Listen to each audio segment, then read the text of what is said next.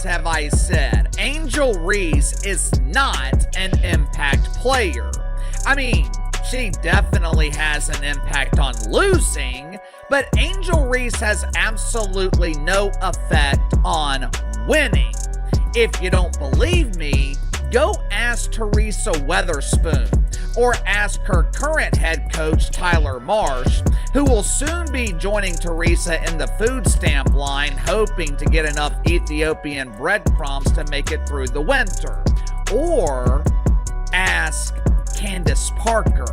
Candace Parker bust through gasoline on the WNBA discourse and lit the match herself. In a bold and unapologetic move, the 7-time All-Star and 2-time MVP ranked Angel Reese a C-tier player in her WNBA tier list. Not BC. Alongside players like an injured Cameron Brink, that single decision sent Angel Reese's fan base, affectionately known as the Reese's Pieces, into full-blown meltdown mode. But here's the thing, Parker didn't flinch. She doubled down, not with shade, but with basketball facts that exposed a much deeper issue. The hype around Reese's double-doubles in translating to winning basketball. In fact, the more you dig into the numbers, the clearer it becomes. Reese is not helping her team win, and in many games, she's actively making them worse. Candace Parker explained her rankings methodically. To make the higher tiers, a player needs to carry a team, be a consistent first or second option, and elevate those around her. Parker praised Reese's offensive rebounding, but pointed out that she is, at best, a role player. A very visible role player? Yes, but still far from being a franchise cornerstone. Meanwhile, in Parker's eyes, A'ja Wilson, Nafisa Collier, and Breanna Stewart reign at the S tier.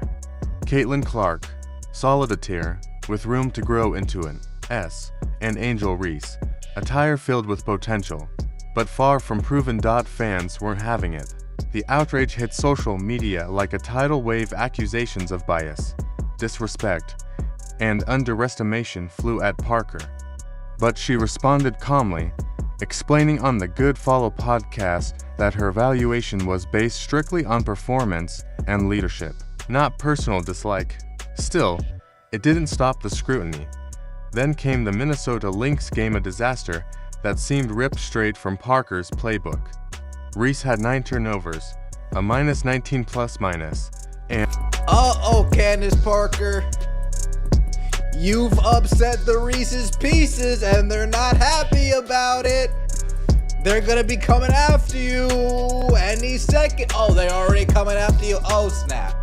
Oh, snap. Candace Parker asked to put certain players in a tier list. You have the S tier, you have the A tier, you have the B tier, and you have the C tier.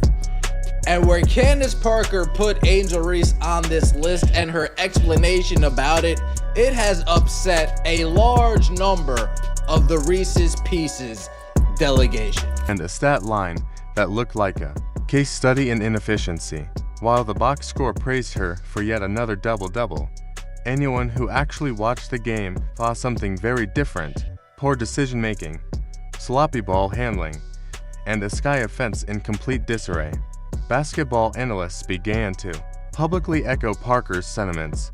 They weren't seeing a superstar, they were seeing a stat patter, a player who racks up rebounds but derails her team's rhythm and gives up crucial possessions. What made it worse was the type of turnovers Reese committed. These weren't forced by elite defenders, they were simple, preventable mistakes. No-look passes to nobody, travels, lazy post feeds, and rush decisions. These aren't growing pains. They're symptoms of a player being asked to do too much, too soon, in a role she hasn't earned. Opposing coaches picked up on this fast. Teams started targeting Reese, forcing the ball into her hands in high-pressure situations. They knew she'd panic, and more often than not, she did. Reese's weaknesses became tactical opportunities for other teams. And it worked. Chicago's win percentage when Reese plays under 30 minutes, significantly better than when she logs extended time. The Sky actually play better without her on the floor for long stretches.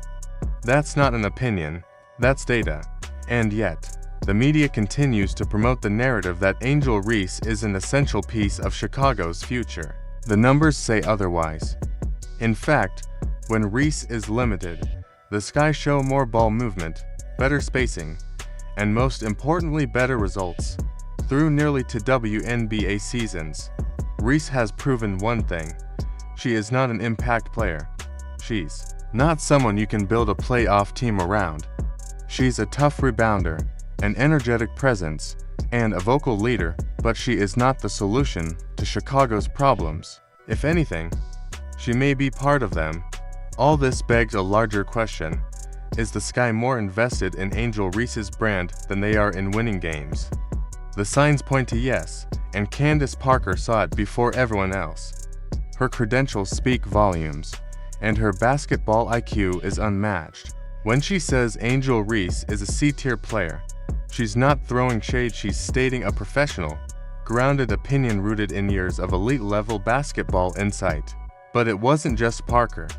The Lynx game acted as a spotlight, exposing all the flaws Parker called out.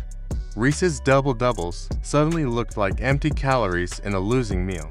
You can have all the rebounds in the world, but if you're giving the ball away 9 times in a single game, it means nothing. And it wasn't just one bad game. It was a pattern.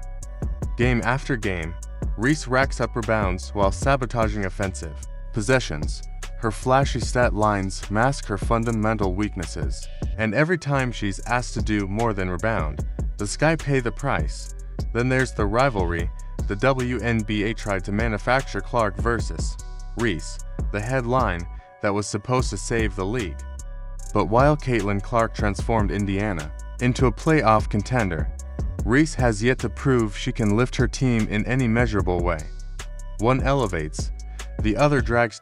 It's time to stop pretending that double-doubles equal dominance. They don't.